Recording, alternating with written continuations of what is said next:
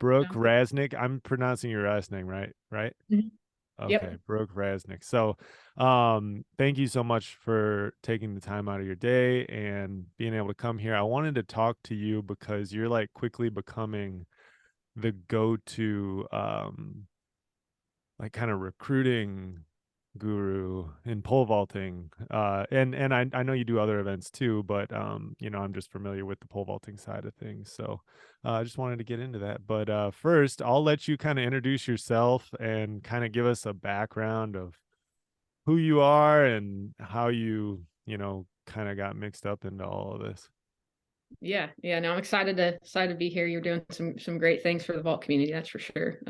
Thank you. So so I was a college coach for 13 years, and the last 9 years I was at the University of Louisville, and I've always coached the pole vault and the multis, and um, it just got to a point, in our lives. We have three little boys. Our oldest is 5, and my husband runs his own business, and just kind of got to a breaking point of this might need to take a new path in life outside of college coaching, where the travel is pretty extensive, and the time that you're spending working and on the phone with recruits. And so For sure. I decided totally understand that. My dad was a college coach.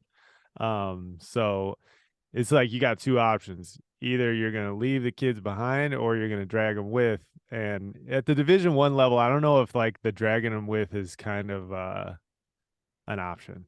yeah, my boss was great about that. And when you have one kid, it's easy to drag them along. Then you have Right. three, it's like a whole other ball game. So Right, right.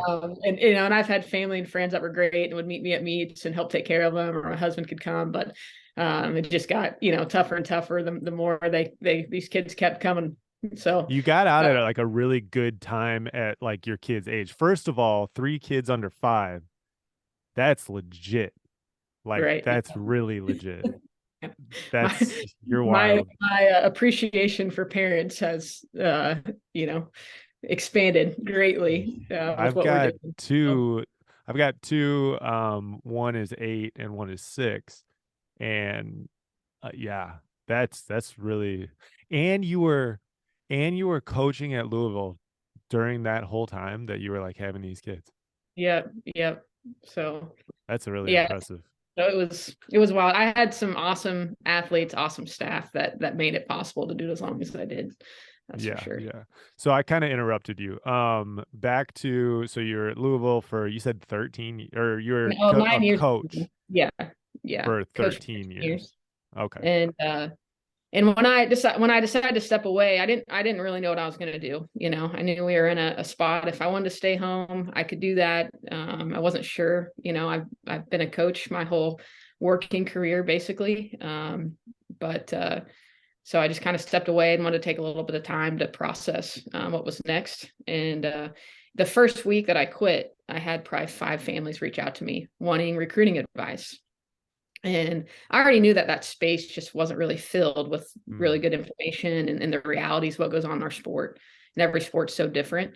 But like having those families reach out, kind of intrigued me of like maybe I could do this, and I pondered it for a little bit, and then everyone's advice was to not jump into anything too quickly. So I kind of set it aside for a while, and then interviewed for some other jobs, and nothing just seemed very interesting or as exciting or doable, even with trying to be around my family more. And so yeah, so at some point I decided, let's hop into this and see what I can make of it, and how I can help. And it's been a great experience. I've learned a ton trying to run my own business, and yeah. I feel like I've been helping families along the way. So it's been, kind of a great opportunity to, help use the knowledge I have, for these families going through the process right now. So Right, right. Yeah, and I definitely want to dive into that more in depth, like your business and like what you're doing and things like that. First of all, let's jump back to like how did you were you a, I don't know anything about like your background prior to your coaching. So were you a vaulter or how did you get yeah, so involved? in that? Yeah, so I was a multi-sport athlete in high school. I started track my junior year, outdoors, indoors. I was from Kansas, so indoors really wasn't a thing back then. And luckily got recruited to Wichita State and pole vaulted there. I jumped 11 feet in high school, jumped 13.9 and change by the time I was done in college. Wow. So it was a fun college experience, to be able to get better. But I probably pole vaulted for 5 months of my life before I went to college. Um, That and was like early on too in women's pole vaulting. yeah. So my freshman year of high school was the first year it was an event for girls in the state of Kansas. So Wow, that's yeah. really cool that you were able to like be a part of that. So Today's episode of the One More Jump podcast is brought to you by UCS Spirit. We're so thankful to have a legendary brand like UCS Spirit supporting our podcast. A few years ago, Luke transitioned to UCS Spirit poles, and it really helped push him to the next level in his vault career. As Luke's coach, a seamless transition from pole to pole is essential and something that UCS Spirit does exceptionally well. From the beginning, UCS Spirit's goal has been to produce the highest performing vaulting pole in the world. Being vaulters themselves, they know the unforgettable feeling of jumping a new PR or hitting the perfect movement in a jump and want to help bring that feeling to as many vaulters as possible. Trust the brand that has been chosen to set every women's and men's pole vault world record since the company's inception in 1987. yeah. So it's kind of wild. And I have an education degree, so I knew I wanted to stay involved in sports to some capacity. And I thought, well, if I teach, I can coach. And I got a math education degree because I really said I could get a job, even though I don't really like math, but I could do it. So, Right. but after I graduated college, I wanted to keep training, and I thought I wanted to be a college coach. I had a great college experience, and luckily Jenny Ashcroft was out at the University of Oregon. She recruited me to Wichita State, then she left, and she allowed me to come volunteer coach on their staff and train with Melissa Gergel, who Yeah, yeah. and a couple of their other athletes. And so that kind of got my foot in the door with coaching, and that's kind of how I kind of got my path started that way. So Wow. um, Yeah, that's really cool. Yeah, I just like over like since I started really getting into, our business at Rise, like uh I just hear Jenny's name pop up all over the place now. Like it's just like yeah, Jenny Ashcroft over here, Jenny Ashcroft over there. I'm like, holy cow, man, she's really helped out a lot of people, seems like. yeah, no, she's my greatest mentor, absolutely. Yeah. So she recruited me and coached me for 2 years in college, and I got to spend the year with her out at Oregon, and she's been there every step of the way for me, like she has for so many of her former athletes and current athletes. So How far has women's vaulting come since you started, like your yeah. freshman year of high school? Yeah, no, it's been a huge transformation, since it's such a new sport. And I jumped 13.9 in college, and I think that year I was 10th in the country with that ranking. In the And country as a whole, not just yeah, and NCAA. NCAA Division 1, and now, Right. that doesn't even make the indoor national meet by, you Wow. know, 6 inches probably. It's probably, I don't know, 35th or something in the country. So it's just, the depth is great. There's so many great female athletes doing the sport now. Right. And there's so many great high school coaches that are developing these kids, so much earlier. And all, the club system has expanded and just provided so many opportunities for these athletes they wouldn't have had otherwise. Right, right. Yeah, that's it's really has become something that's really, really cool. And I've told this story on the podcast before, but um, the guys out there need to understand that at least in Illinois, women's pole vaulting saved Illinois, like vaulting in Illinois. They were going to cancel it. I forget, it was right before I went into my freshman year. So I started pole vaulting in 8th grade, like my 8th grade summer going into my freshman year. And um I remember my dad being like, there's been some like serious injuries that have happened, and it was like a string of them. There was like maybe like a string of three like really like kind of catastrophic injuries in the pole vault. And then they were kind of just like, you know what, we're just probably going to axe this thing. like we're just not going to have it. In Iowa, like they don't have it in high school anymore, and in Illinois, they're like, yeah, we're going to be done with it. And then the ladies went to bat and just went crazy on everybody and just made things happen. And then all of a sudden, boom, it's like, no, we just got this. We're having a lot of people really enjoy pole vaulting, and you're not taking this away from us. So we owe a lot to, in Illinois specifically, like we owe a lot to uh women's pole vaulting. And it's just really cool. I love talking to like people like you and Stacy Dragila and like those like kind of founding people who were there at like the beginning of it all. It's really wild. It's crazy to think that in our lifetime there was no women's pole vaulting. Right. Like Yeah, it it's wild. in my head, I'm just like I mean, we've got I think it's probably like right now it's probably like 60-40 at Rise, 60% women and like 40% men. And it's just so crazy to me that just in like the 90s, it's just like never existed. Right. Yeah. So Yeah. It's wild. weird. So weird. Yeah. But anyway, yeah. So you pole vaulted in college, and then where was your first like job? Like, what was your path outside of college? Yeah, so I volunteered for that year at the University of Oregon, and then I got hired at Kent State, which is in Northeast Ohio in the Yep. MAC, and I got hired to be the director of ops and help the head coach with the pole vault and the multis. And I was there for about 2 weeks, and the head coach said, "Yeah, I think you're ready to take the pole vaulters over." So I'm like, "Awesome!" So it Wow. was a crazy year because I was doing all the administrative things, most of the administrative things for the program, and coaching, full time, and so it was wild, but it was a great experience. I learned a ton in it, and I was there for 3 years. And really, Louisville tried to hire Jenny Ashcroft first, and she wasn't interested in the job, but recommended me and got me basically the opportunity at Louisville. And so we were just about to move into the ACC, so it was a great career move. It was a little bit closer to family for me, and so yeah, it was awesome.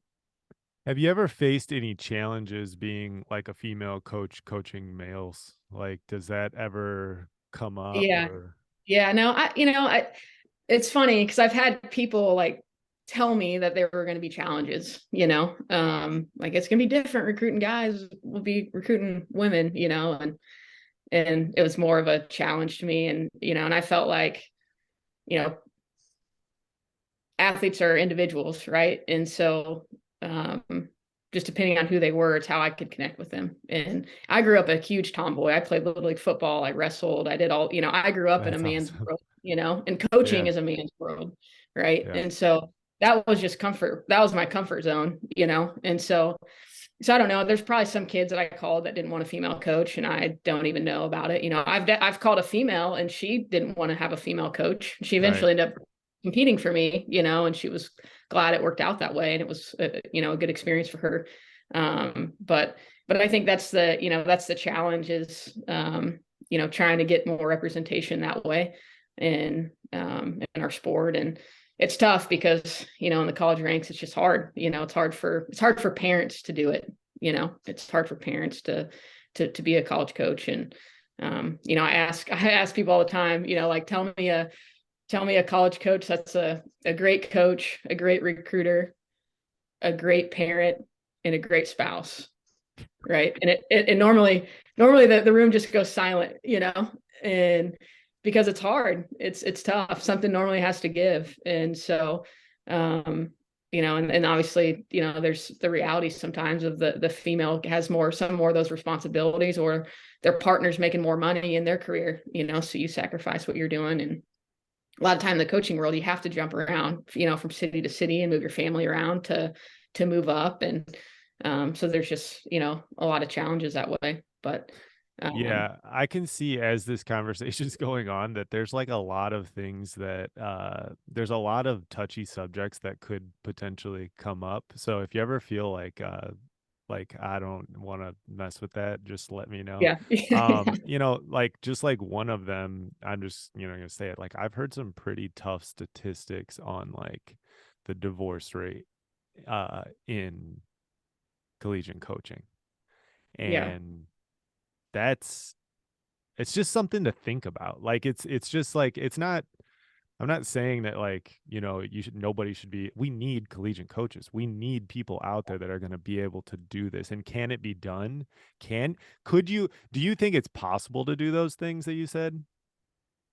I think in the way that things are structured, I think it's really hard to do it at the Division 1 level. Yeah. Yeah.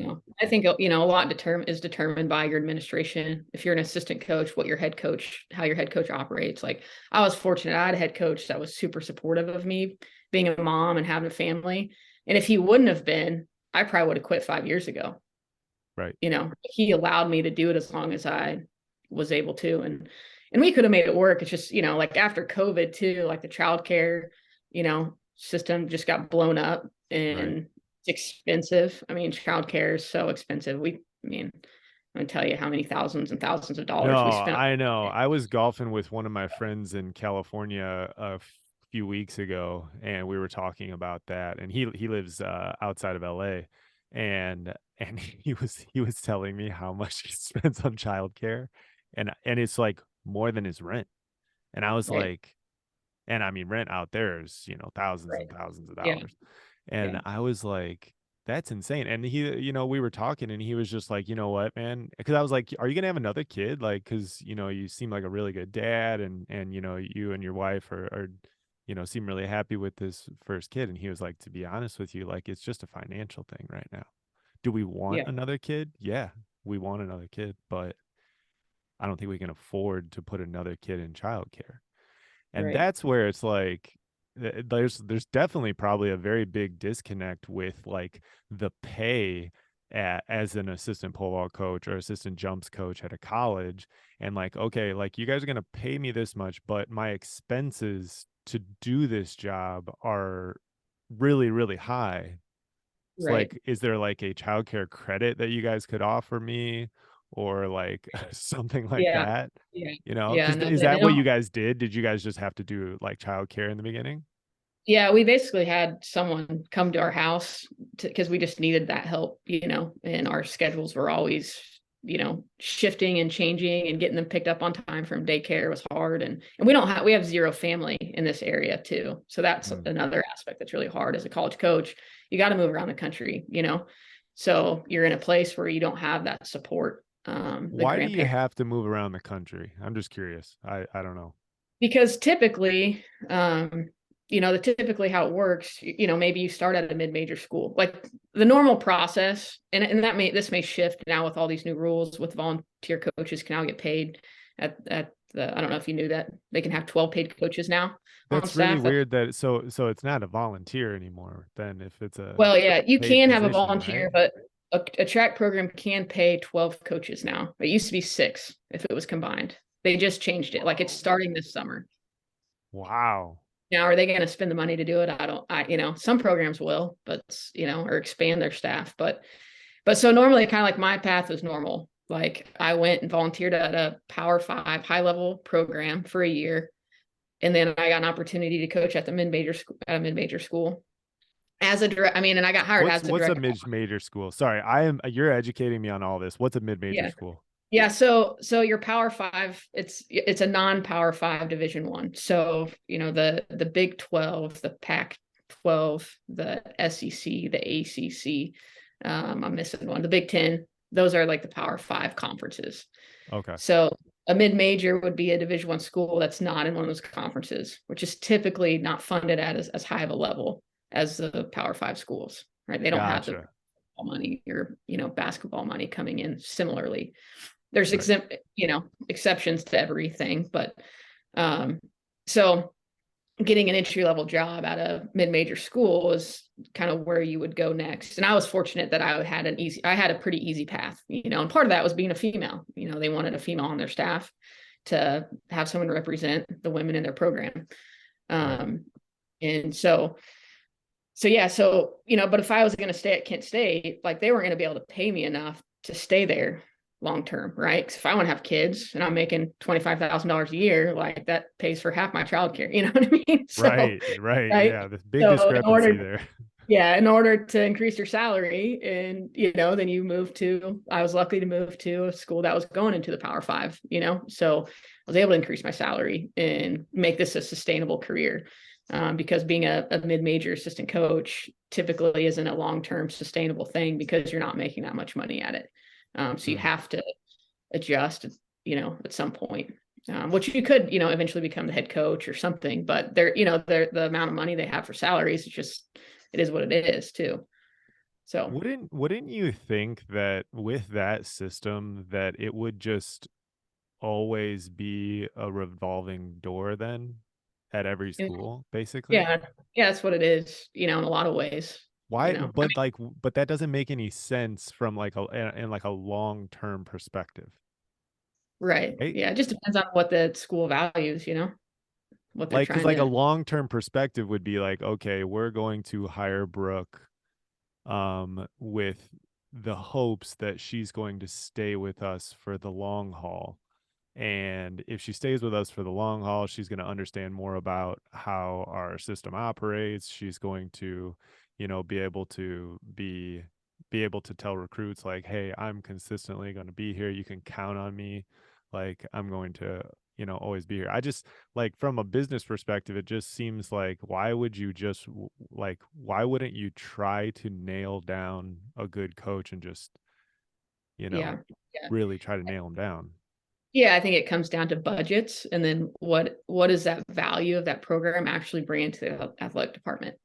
Does the athletic department really care Yeah. about performance, or do they care about, you know, what a higher GPA for the athletic department, or having more women's numbers with Title IX, or bringing diversity to the athletic department with track and field, and there's some athletic departments where those are their main values, right? Which all those things are valuable, Right. but they're going to place that above performance sometimes, and so that's why a lot of those positions too are graduate assistant positions. So, in 2 years that coach is gone, but they just don't Yeah, have the this is funding there's a lot of to. layers to this. Right. Yeah. They don't have the Holy funding cow. to pay him more. Um, Right. so Right. So you get to this mid-major school and you get there and you kind of receive this is a out of the ordinary position because your coach is very, accommodating to your sort of situation. Is that kind of accurate? Pretty at the account. mid-major or at Louisville. So, Louisville is not a mid-major. They're a Power yeah. 5. Yeah, The they're Power Five. mid-major was Kent State. Yeah, mid-major was Kent State. And then Gotcha. I got Okay. hired at Louisville. And at Kent State, I was a young single person and I could work 80, 90 hours a week, Right. in that time of my life. Like I knew that even if I stayed single, like it wasn't something that was sustainable for me because it was just so much work to do everything that Right. you have to do because the support staff isn't there normally, where you go to a Power Five school, there's way more support staff around you. You might have a director of ops or a director of operations and an assistant director of operations, or you have a strength staff or a nutrition staff, academic advisors, just like more resources to do the things that as a coach now I don't have to worry about as much. Right. So Right. What does somebody have to do to so I'm seeing in my head I see it as like kind of like a single person's game, like that climb. Like it just seems like it would work really well for somebody who's just graduated college, single. I'm just ready to I want to fly all over the place. I want to, do whatever. But then there just seems like it's kind of like a means to an end if you want to settle down and have a family, which I would say that probably the majority of everyone has that in the back of their head, you know. yeah, yeah, um, Now, what does a coach need to do at one of those schools, those Power Five schools, to regardless of family and all of those other things, like what does somebody need to do to maintain their job? yeah.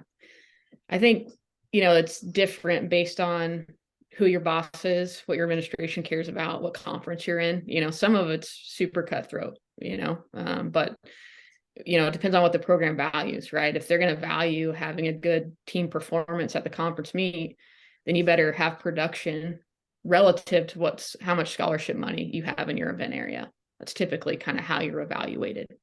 Um, if that program really wants national level athletes and performance is there, then you've got to bring those athletes in and develop them and have them perform at that level.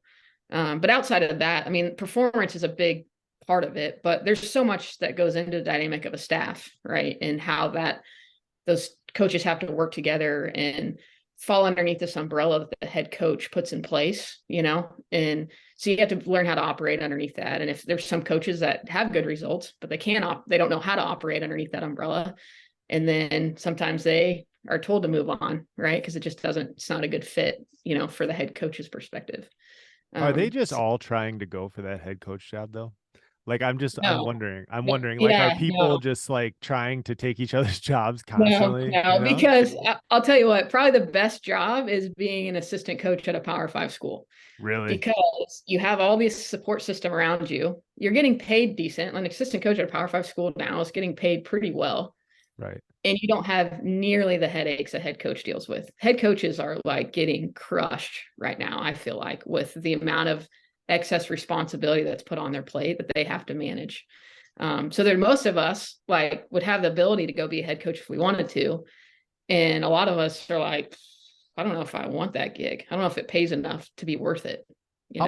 How much more does a head coach make, like, on average? Would you say? You don't have to say a specific number, Yeah, but no, I don't know. I would say like, yeah, I'm probably gonna butcher it, but I don't probably an extra 50 to $80,000 a head coach would make, depending on where you're at. Some schools it could be a couple $100,000 more than an assistant you're coach. saying the workload is just like 200% more, Probably, yeah. I maybe mean, and it way depends more. on how good your head coach is at delegating responsibilities and how good their staff is, right? Like you could Right. have a great associate head coach that manages some of those things that takes it off your plate. But Right. now, so much of it gets put on the head coach's plate. And at the Power Five level, assistant coaches, like they want to just coach and recruit, you know. That's how you're evaluating me on my performance. So then let me focus on those two things. I don't want to be the home meet manager. I don't want to, book hotel rooms. Like, let me do what you hired me to, let me hire me to do what I'm, how I can keep my job is by performance, right? And so, so less and less is, given to those assistant coaches to go and do those other things, which is great for the athletes, but then some of Yeah. that puts more on the head coach or, so it's a tough gig, man. I've got a lot of empathy for head coaches that are managing it. You got to manage a staff, and you have all these different event groups that are pulling at you and every track team has different needs, right? The sprint group wants this, the jumps group wants this, the pole vault group needs this, the Right. distance crew, needs a whole nother deal, so, your Yeah, bucket. I've always said that. Like, it's just like head coach. Like, I would never want that job. Like, specifically track and field though, just Right. because there's so many different events. Like, if you're the head golf coach, it's like, maybe you got a swing coach and maybe you got a putting coach or, whatever.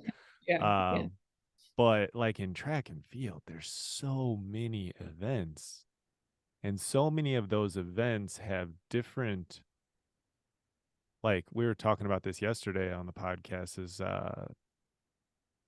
the different cultures inside of a track and field team. Like pole vaulters have their kind of own niche and like their own kind of culture inside of that big umbrella of the track team, and then the distance runners, have their kind of culture inside it. And so it's like you're dealing with just a million different people, a million different events and different attitudes, and then the staff, and all that stuff, and then all the administrative work. It's like running a company, So like you're running a company, and a pretty large company at that. Yeah. Yeah. No, there's a lot of people, counting on you. And a lot of times I think coaches get put in that role and they don't have the training in management, Right. because typically they've been a really successful assistant coach when they've been able to just focus on recruiting and coaching their event group. Now they're put into a head coaching role and they may not have the tools, that makes it even more stressful. Right.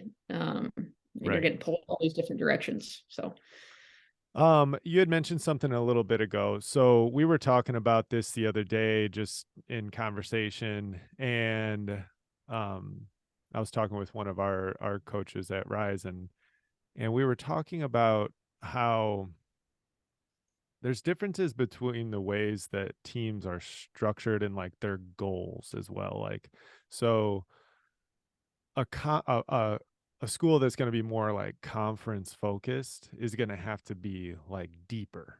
Like they're going to have a deep roster, and they're going to have to pick up points just kind of everywhere. Um, where like a national focus group is, they don't need that much depth. They need just a higher quality of fewer people. right. Um, how, what would you say the majority of programs are? Are they Yeah. more conference focused or national focused? The majority are more conference focused, because you've got 330. If you're looking at the Division I level, you got 330 teams around there vying. If they're all vying for the national title, right? Like that's just unrealistic, Right. right?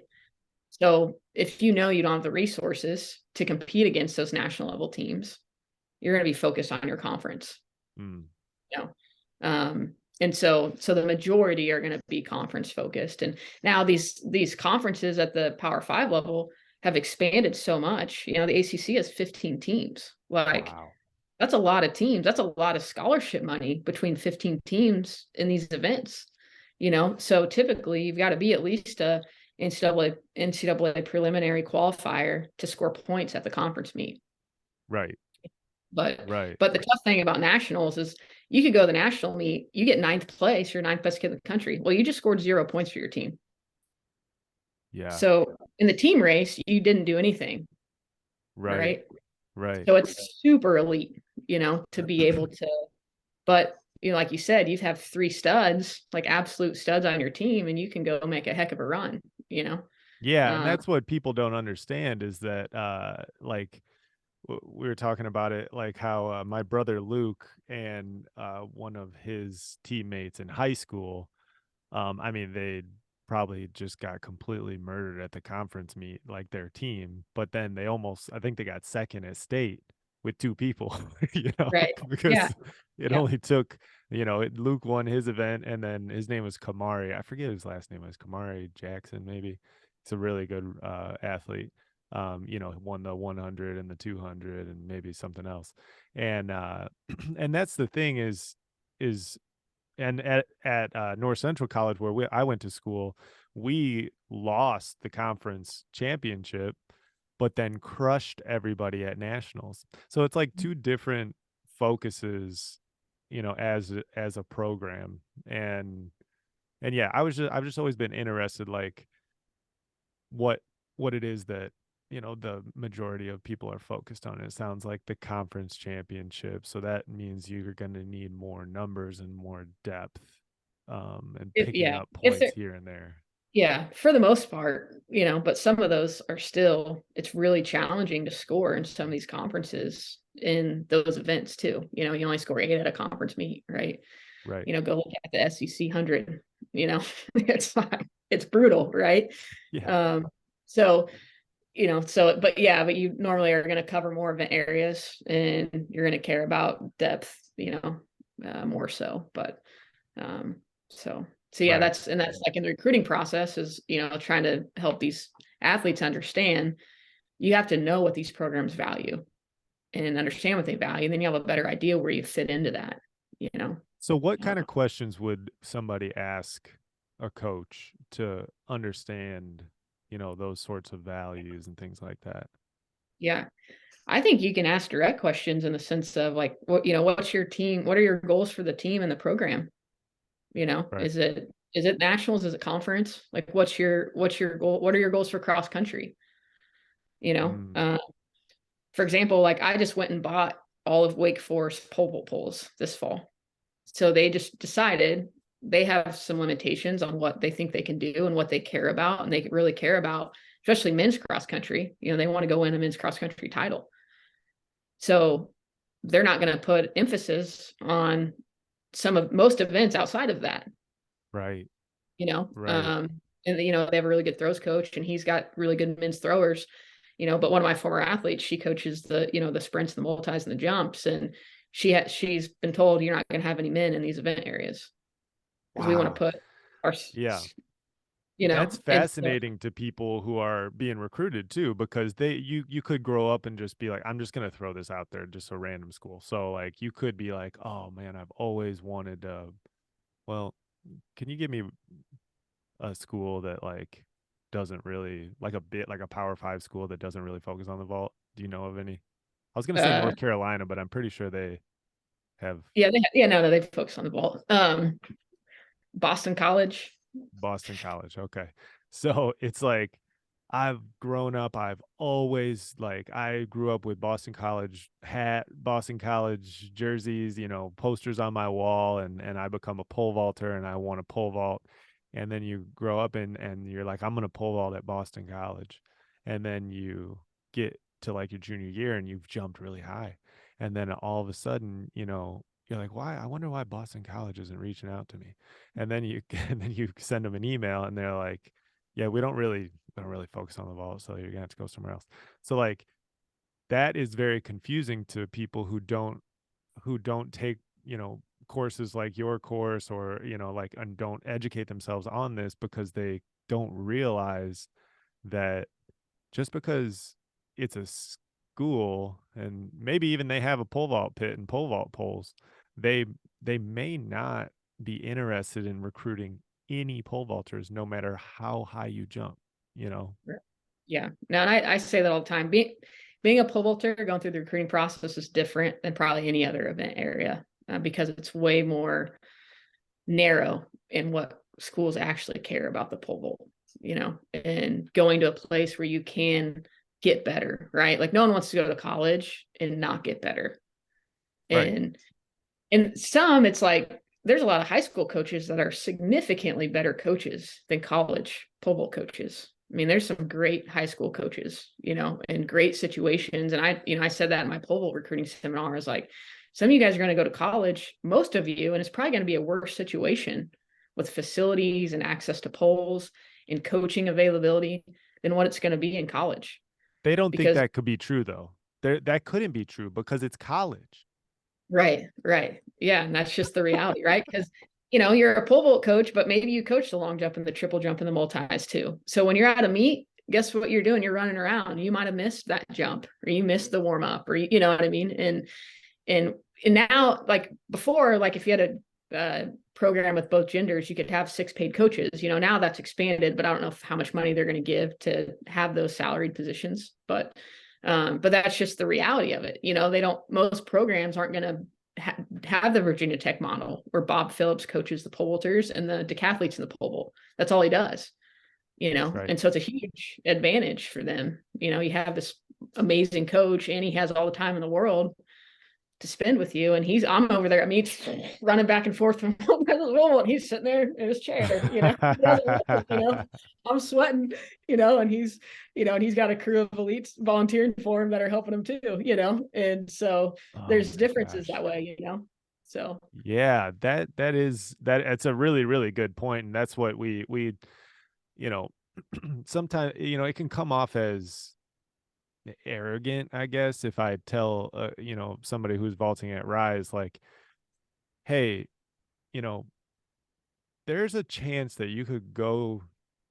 I just want you to know there's a chance you could go to college, and it's not going to be, a 2 pit facility with, all the poles lined up on the wall that you could ever want. And like, and then 5 coaches just sitting around all day talking about how they can get you better. It's probably not going to be that, Right. so I just want you to be aware of that. But what the majority of people think is like, it has to be better. I'm going to a Division 1. I did it. I made it out. I'm going D1.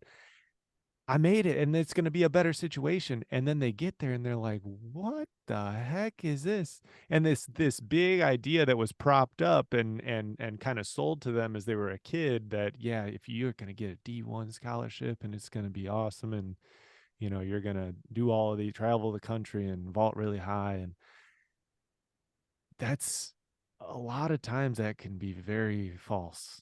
And I'm Right. happy that you brought that up. And it is a kind of a hard situation to talk about because we're not trying to knock Division 1 pole vaulting or pole vaulting in college in general, because there's incredible places. Like my dad coached at North Central College for 30 years. I mean, he is this Phillips situation. It's Yeah. just you are the head pole vault coach, period. That's it, Hmm. Right. and obviously that situation is going to be great, you know, Right. Yeah. but that's just not the case. So, like, what percentage would you say of the college programs out there have a Bob Phillips situation? Ooh, man, I don't know all the situations. I'm learning more Right. as I'm doing this, but From what you've heard. I would say maybe 15, all divisions, all associations, Yeah. something like that. You know, I And mean, why do you think is it just because of his like career and what he's done? I wonder why like why he they've would. created that dynamic. Yeah. Well, I could get some of this wrong, but my understanding is that when he started there, he's a professor. I don't know if he still is, Okay. but he was a teacher.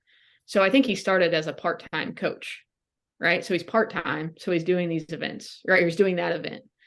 And I think it's expanded to where I think he might be just a full-time coach. I don't know if he teaches anymore. I'm not sure. Right. But I think that's kind of how it played in. He was having so much success, right? And he could get all these recruits to come, and a lot of recruits to come and not have to have that much scholarship money in some scenarios, that it was a huge win for the program to do it that way. And then Right. you split the other events up between the other coaches, Right. and so I think that's kind of how that transpired. Um and I think it's interesting. It just depends on what the dynamics are. Like as a pole vault coach, I knew, like, we kind of get pigeonholed sometimes. Like, you're a pole vault coach. Like, you don't know how to coach other events. Like, so when I started Mm, my career, I was really aware of that. So I was trying to make sure I didn't come off as just a pole vault coach. And so when I was at Kent State, I was able to be with the multi-event athletes and help them, and kind of grew my responsibilities with them as I was there. And then when I got to Louisville, I coached the multis as well. Um, and so I was like uber aware that my main background was in pole vault, but I didn't want to be known as just a pole vault coach. right. But now, whatever, as my success this last year, now I'm back to being a pole vault coach. Like, even though I had more All Americans in the multis. But that's just kind of Right. how this event kind of sucks you in. So college coaches are because most head coaches don't want to hire just a pole vault coach because they have 20 other events to cover. Right. Right. you know so it's just this interesting dynamic of resources is what it comes down to. Yeah, And and that I fall into that category all the time too, because we've wanted to start a performance performance classes at our facility. We've wanted to do that now for, I mean, that was one of the main reasons why we actually moved into this bigger facility, was because I wanted that 75-meter sprint track in the middle, and the big weight room, and to be able to offer, performance training, speed training, strength training, things like that. And that is a common misconception, I think, that it's like, well, you know how to pole vault, you know how to coach the pole vault, but you don't really, come on, you don't really know how to coach speed, or you don't know how right, to coach power or anything like that. Dude, I know more about that than I do about pole vaulting. right, Okay. I've yeah, done more studying on that topic. I mean, way more study on that topic than I have pole vault coaching and instruction. And I think that that is the same thing with the majority of the great pole vaulting coaches in the country. I talk with, with Brad Walker a lot, and the amount of performance stuff that he knows outside of pole vaulting, I mean, is incredible. Like Jeff Coover is another one who I bounce ideas off of. He understands performance really, really well. And so that's like really annoying that that kind of stigma comes with it. Is it's like, you don't think that we have to sprint down the runway? Like, right, the number one factor that is going to cause us to pole vault higher is power and speed. Like, Hmm. so you wouldn't think that we would know anything about that? You know, Right. it's just annoying. It's just a lack of knowledge of the people who, kind of put us into that category, you know. Right, right. And I think too, it's like if to be a really good pole vault coach, it takes significantly more time as a coach than Yeah. most of the other events, right? Yeah. Right. So you see, like, man, this coach has spent this much time on this pole vault session, like this kid just pole vaulted for almost 2 hours, like my high jump session was 30 minutes. Well, Right. yeah, because you can't take that many jumps in the high jump, you know what I mean, as a pole vaulter, whatever, right? Like, Right. so there's Right. so I think some of those, not understanding the big picture can kind of creep in to kids' minds and coaches' minds as well. So Right, right. Yeah, and that's what we've run into is it's just been like, man, like it would be fun. We would really enjoy like, hey, let's get some, football players in here to work on speed and let's get some, whatever players, other sports that require speed, which is every sport. Um and let's work with them, but we're going to run into the problem of them being like, I'm not going to go to a pole vault training center to learn about how to sprint. I'm gonna go to some like strip mall place right, and right. Yeah. and Go to, jump on go to boxes a for a strength little bit. coach. Yeah. Yeah, exactly. Not saying Which that they there's some don't know great any. strength coaches out there that know speed, but there's Oh one yeah, that yeah, for sure. There's people who specialize in that are incredible as well. But yeah. so back to like the recruiting side of things, what could an athlete do to help mitigate the problem of going and committing to a school and their coach leaving after their freshman year? Yeah. Yeah. It's a hard question. That's a tough one. I asked on Twitter the other day how many people were recruited and coached their whole college career by the same coach. And it was basically a coin Mm, flip, you know. I think there's like 200 responses, something like that. And right. 50% did and 50% didn't. Um, so I think that's a reality, and um, and I think it's hard to know what that looks like. I think if your coach is a graduate assistant, they're probably not going to be there, for that, Makes they could sense. be trying to get them a full-time position, but all right, so that's probably not going to be long term. Um, Well, so then maybe that's you could ask them that. Like, yeah, is there yeah, is there anything that's going like because the graduate assistant does a lot of recruiting, right? Do they typically, yeah, typically? yeah, yeah. So, you could ask them like, "Hey, do you have any intentions, or is there a path for you to continue to stay at this school?" Right. Yep. Yep. And the reality is like coaches are going to tell you they're trying to stay. I mean, they're not going to tell you the truth, even if they're applying for jobs at the moment. Right. The kids that were at Louisville when I stepped away, they had no idea I was going to leave, and I had kids ask me in the recruiting process, like, hey, and I'm like, I'm not planning to leave Louisville. My husband has a business here. If I'm going to be coaching, like this is, probably where I'm going to be coaching at. It'd take a lot for me to leave. I didn't know that there's a chance I was just going to step away. It would get to that point. But I Right. also would tell them in the recruiting process is we've done such a good job with this event area that it's going to be valued. If I'm your coach or not, you're going to be put in a situation where you can be successful. And I Mhm. think that's where, like recruits have to kind of figure out what's kind of the history been, what's their poll selection like? What's, what I mean? Is this something that the program is going to continue to value regardless? And I think you ask the head coach that, not just the event coach. Hey, like let's say so and so gets a better job offer and they need to do that for their family. What are you going to do with this event area? Are you going to continue to invest in it? Is this something, Wow. That's a great question. and and they could blow smoke, but when push comes to shove, and if that assistant coach leaves and they say they're not going to hire a pole vault coach, you can say, hey, we talked about this in my recruiting process, coach.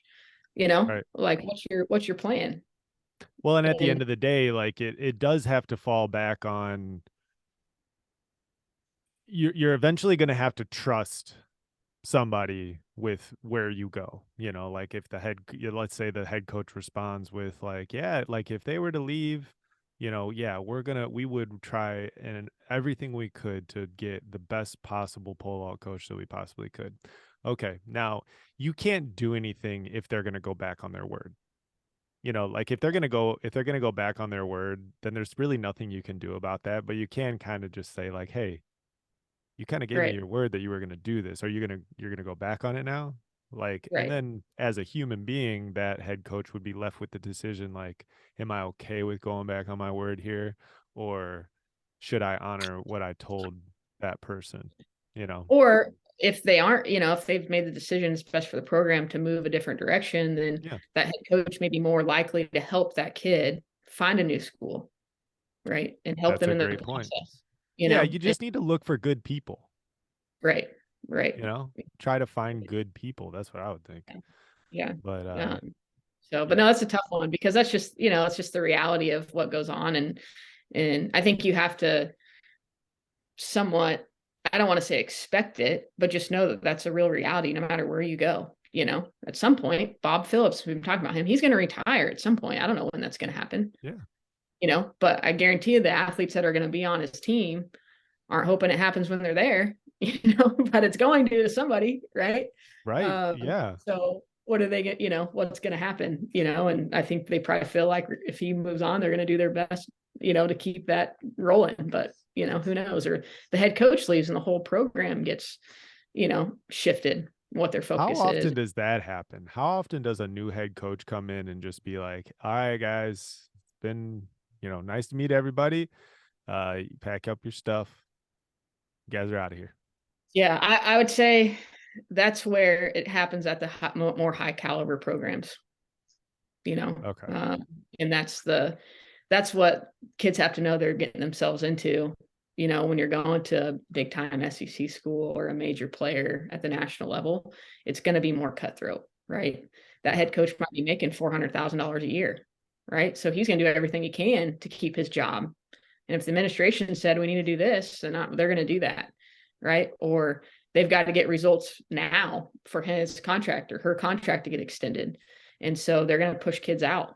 And that happens. I mean, and I don't know how often it happens. I don't know the ins and outs of every program, but I've seen it with my own eyes. I hear stories from athletes that happened to them at the school that they were. I mean, I just heard a story about this yesterday, Mhm. at a different, program in the SEC where kids got cut in the middle of their season for no reason other than they just don't want them to come back. Hold on, the kids got cut? Yep. Whoa, I was talking about coaches. But so Yeah. that can happen too. Oh, yeah. Yeah. Yeah. You're saying how often does a head coach get let go? How often does like if a head coach, let's say a head coach gets fired and replaced with a new head coach, how Mhm. often is it just a clean sweep of the whole coaching staff? Yeah. The majority of the time, you Majority know, of the time, that is what happens. maybe, Head yeah, coach kind of maybe, just comes as a package with his or her assistant coaches. yeah. Yeah. And maybe one or two stay, but it normally is like a clean sweep. Okay, but then you brought up the topic of I see. I didn't even know that that was even a possibility. The Yeah. kids can get shut down too. Right. Yeah. They can't take their scholarship money if they have an agreement, right? If they have a 4-year agreement, they can't take the scholarship money, but they can cut them from the team and give them their scholarship money for the rest of the year. And then that kid's they don't want to stay, right? They want to compete. Oh, that's very cutthroat. I did not realize that. Holy cow. Yeah. You know, that really just, I'm again, I don't want to seem like, you know, we're hating on these big schools because I really am not. I think it's incredible. I think they do incredible things. And man, how cool would that be to be at the top of your game at a Power 5 school, crushing it, you know? Mhm. But you got to ask yourself when you're a senior in high school before you make that commitment, like, what is the likelihood of that? Like, what is the likelihood of that? Like, if you're like Amando Duplantis, who's jumping 6 meters, 605, you know, then, you're probably going to crush it. You're Right. going to do a good job. Um, or like a Chris Nilsson, uh, those types of people, yeah, it probably will work out for them. But you really got to think about that. You really got to think, is am I willing to risk, what happens if I get injured? Like, which is a real possibility. Like, what happens if I get injured? Like, what's going to happen to my scholarship? Like, am I going to get, well, your scholarship, you're saying stays intact, but is there a possibility that I could get cut from the team? Seems like the higher you go up in the ranks, that could become Right, more of probably a the higher chance. possibility. Yeah. And Yeah, I mean, and I say that, and I'm gonna, circle around. If there's great coaches at all level, like great people, right? And absolutely. and I think a key for recruits is you have to talk to the athletes that are in the program, that have Mm, graduated from the program, because they're going to tell you the truth, more of the truth, right? The college coaches are going to, they're going to get to all the good stuff, they're not going to tell you all the challenges that are going on, but the kids normally will, and now with social media, you can get in touch with a college athlete super easy, and normally they're there willing to help you. And so I think that's a big factor of really getting to understand the dynamics, and college coaches will give you athletes to call, like, hey, you want to talk to some of the athletes on the team? Hey, you should reach out to so and so and so and so. Well, they're giving you the athletes that they have the best relationship with, right? absolutely. Yeah. So you need to go on TFERS and mile split and see which kid came in and didn't get better. I'm going to call them. What's their experience really like, right? Mm. Which kid hasn't competed for this whole outdoor season because they're probably hurt? What's it like when you're hurt in this program? Wow. You know, I don't want, I feel bad because you're like giving away some really good secrets here. And I want people to, go to your seminars and stuff. But I mean, this is that's a really great idea. I had never considered that. I had never thought about that. But reaching out to other athletes that have been on the team, but you can't always just read 5-star reviews. You got to read the 1-star reviews too, right, and see what happened. Like, so it might be advantageous for you. Yeah. Should you talk to the ones that the coach, advises you to talk to? Absolutely. Yeah. Talk with them, stay with them on your recruiting visit, do whatever you need to do. But maybe see if you can find a disgruntled athlete. Like, right. what And do that, they say? yeah, yeah. And the tough thing is there's going to be athletes that are disgruntled unreasonably, right? They had a Right. bad experience, but they're not going to tell you that they weren't showing up to practice, or they were Yep. failing their classes, or they didn't, you know what I mean? They didn't go to the training room ever. So you have to understand that there's going to be some of that as well, which makes it even more convoluted. But I think the more athletes you can speak to of, what's the situation like? What are these people like that I'm about to, hand a lot of important decisions in my life over to, right? How are they going to treat me? Yeah, yeah. So I mean, you kind of got to read as many reviews as you want, you got to read the 3-star reviews too, Yeah, I like, joked around that I was gonna create a rate my professor for college coaches, and my ooh. one of my friends said, one of my colleagues was like, if you do that, every coach in America is gonna hate you. I was like, all right, yeah, I'm not Yeah, gonna do but that's what I that. like about what you're doing is like you're just being honest about what's going on. Like, it's not like you're not coming at this like, you should, never do this, or, these people are bad people or whatever. Like, you're coming at this and just saying like, hey, this is this is honestly what happens, coming from a person who's been there, who's done all of the different things that you could probably possibly think of. Like, I've been there, I've done it, and I can help you with this.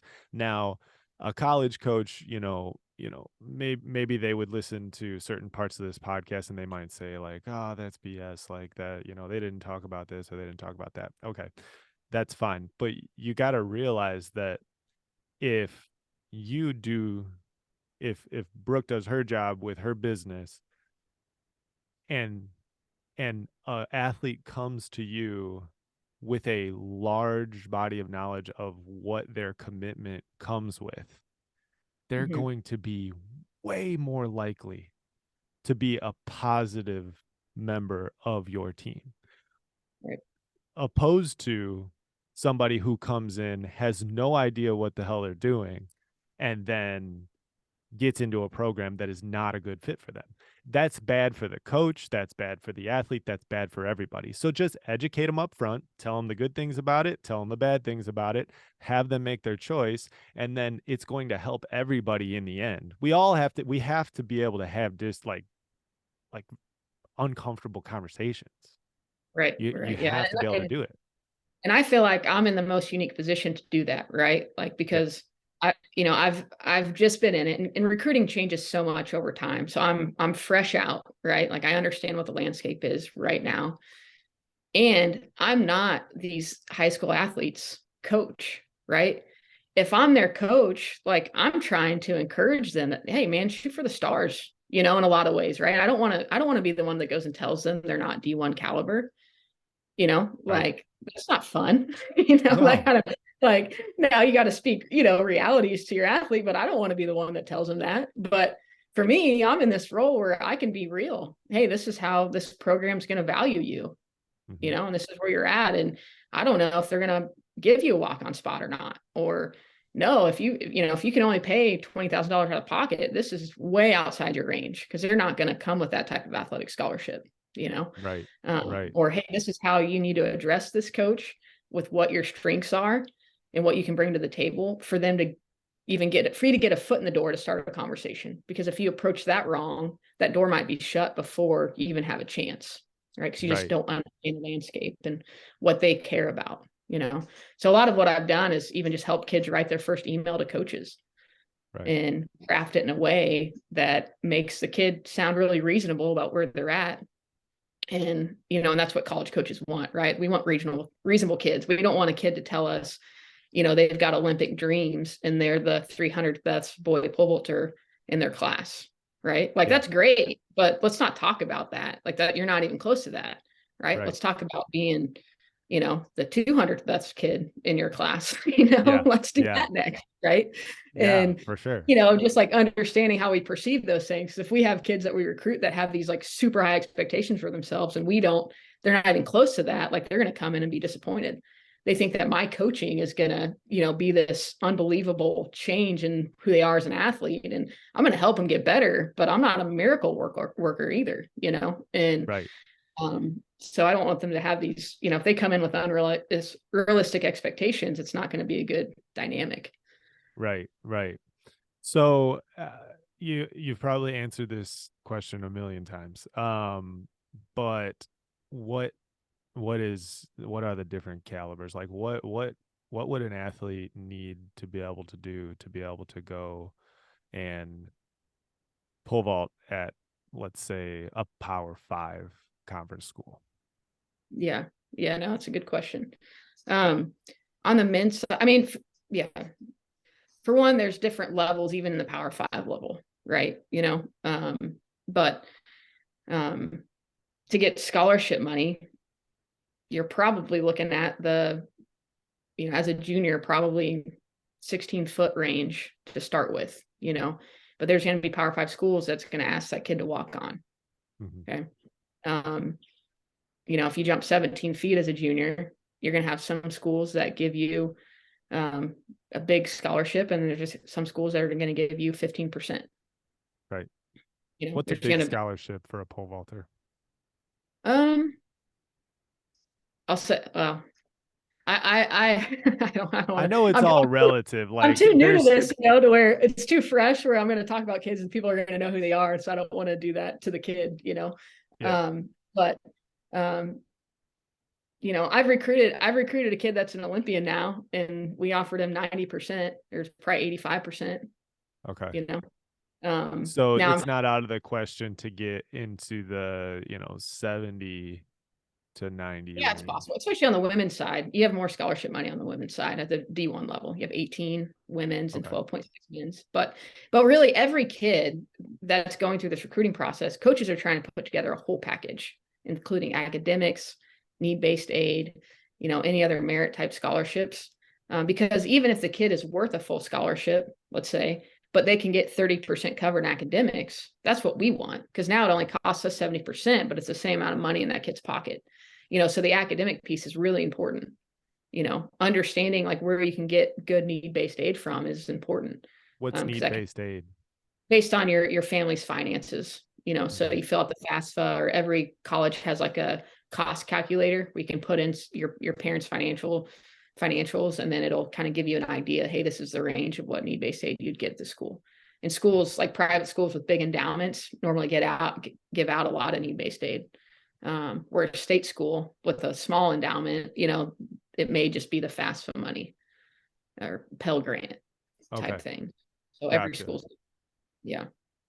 So, but So yeah, so back to so like a junior, a male that's a junior would, you need to be probably pole vaulting 16 feet as a junior to be able to really start, you know, to kind of expect like I should be able to get a little something.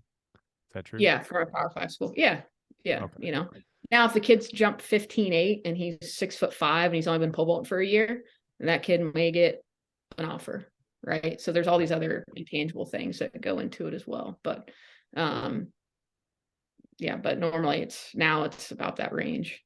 Okay, and then what about on the I women? Oh, go ahead. on the women's side, it's such a variety now. But to get a big scholarship, it's going to be around 13.9, 14 feet type Right. range. Right.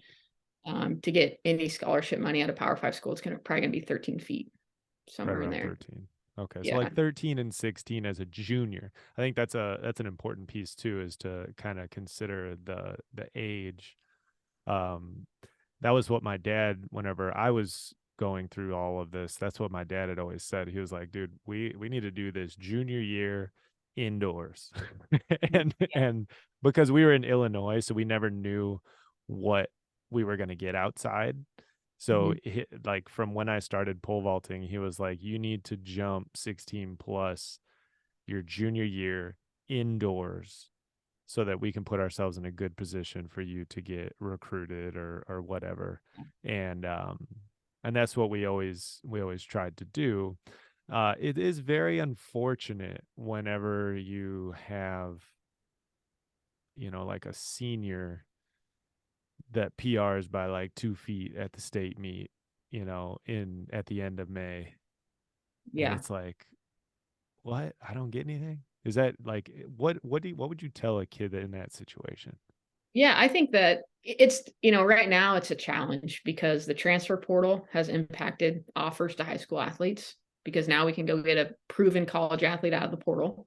Right. Um, and there's a lot of kids sitting in the portal not having a place to go, and Right.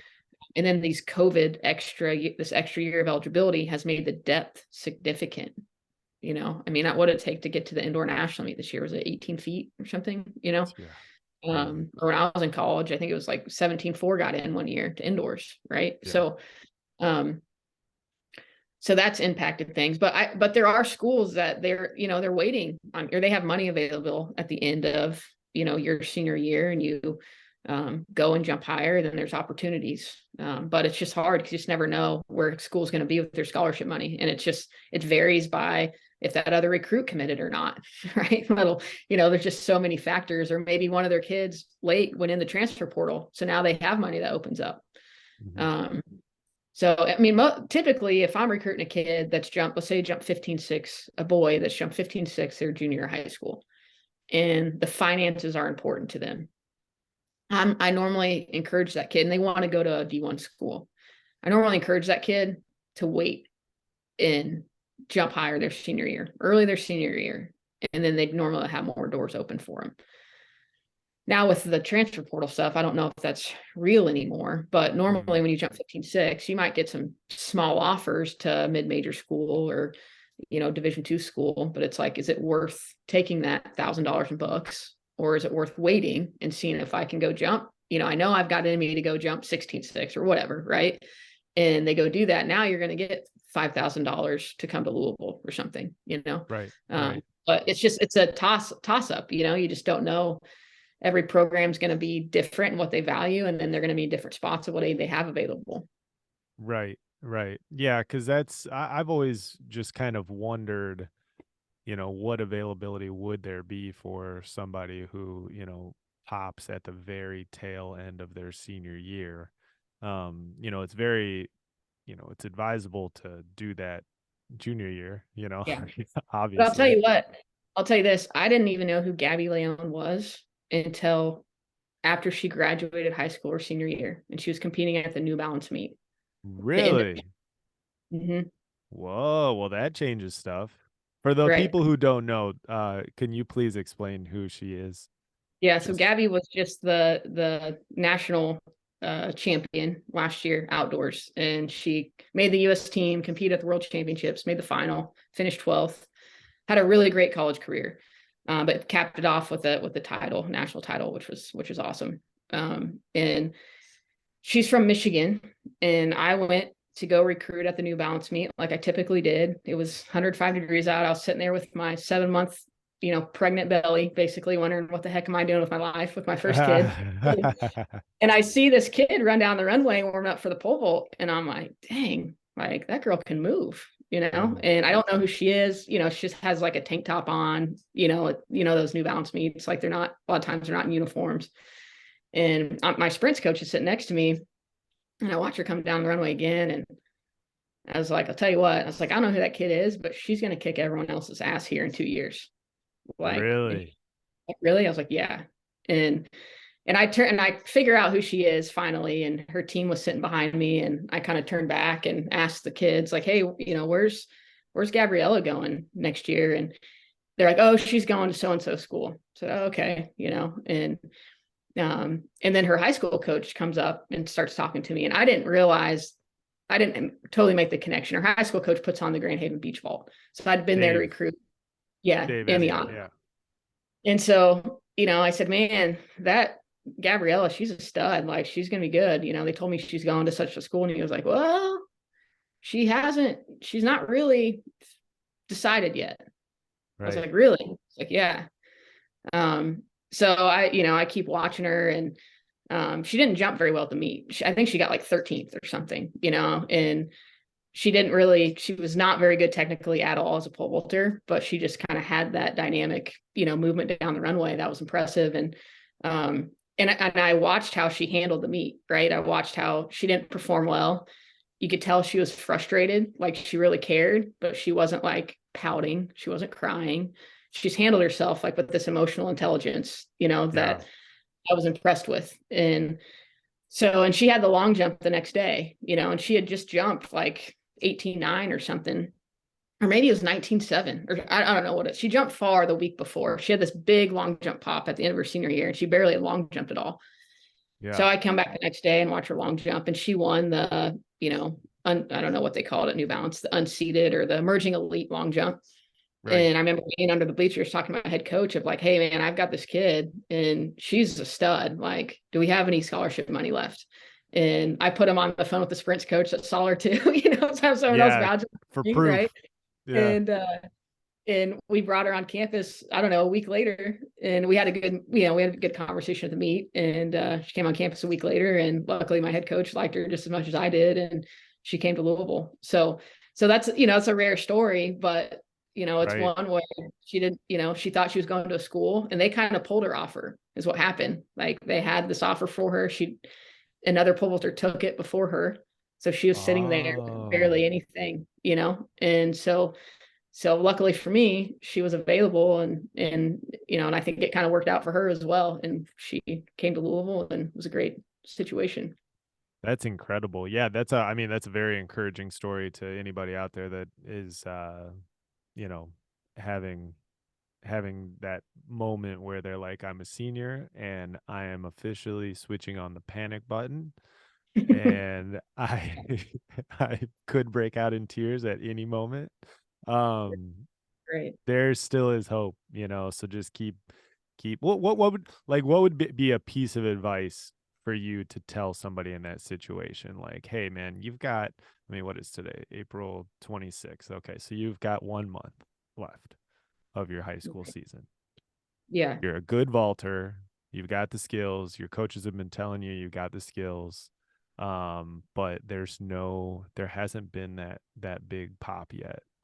What would you tell that vaulter to do in this situation? Yeah. Yeah. So I would, if there are schools that they're interested in that they haven't reached out to, because a lot of these kids are thinking these college coaches are just going to reach out to them, right? We have this, you know, glorious understanding of recruiting, and that's just not the reality in our sport. So many kids get recruited because the kid reached out to the coach first. So I would have a well-crafted email, simple email, and a couple clips of them pole vaulting, and send it out to coaches like, hey, I'm still uncommitted. This is where I'm at. And say I'm gonna, like, do you have any roster spots available? Or are you still looking for pole vaulters? And I'm gonna keep you posted on my progress over the next 6 weeks of my season. And Right. And and then how long should they wait for a response before they chirp them again and hit them back? at this time of year, I'd wait a week. A week. Okay. I'd wait maybe a week and say, hey, I just want to make sure you got my email. If they don't respond, because coaches are busy, man. They're right in the middle of their Right. season, so they could easily miss it, right? We normally don't miss the really good recruits that email us, right? Like, Right. but those tweener kids, we can like maybe they would be a good developmental athlete to have, but they get busy or they don't quite know how to respond well. Right. And so I think it's also important for kids to know how to ask like a question that's easy for a coach to answer, right? Mm. Like I get emails from kids that would say, "Can you tell me more about your program?" Like, what does that even mean? Like you have the internet, right? Like, what do you know about my program? You know what I mean? Like, you want Yeah. me to write a book? Like, how do you want me to respond to that, right? Like, and they just don't get it, right? But if they respond with, "Hey, do you think there's any chance that I'd have an opportunity on your team?" you Right. know, say, "Hey, Right. like this is what you need to do," or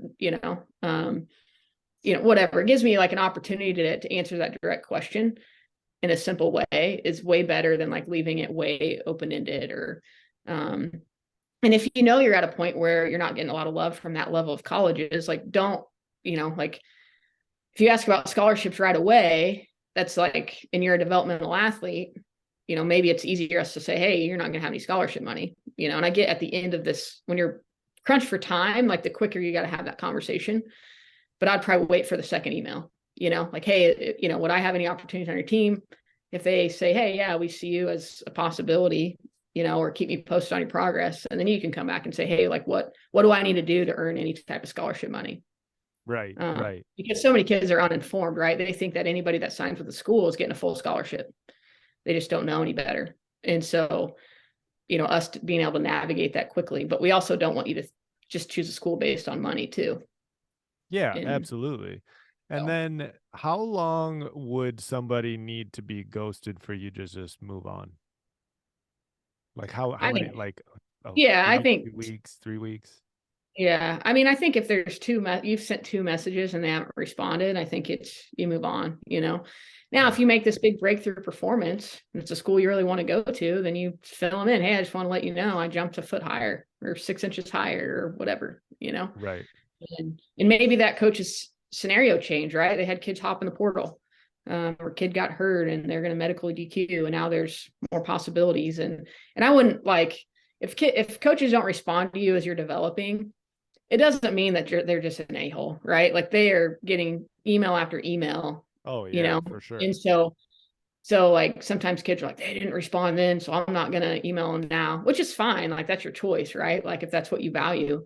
But I don't let it think that they don't value who you are. It's just, sometimes we get busy. So Yeah, you could totally you know, get your feelings hurt. And you need to right. be careful with like they're not trying to hurt your feelings.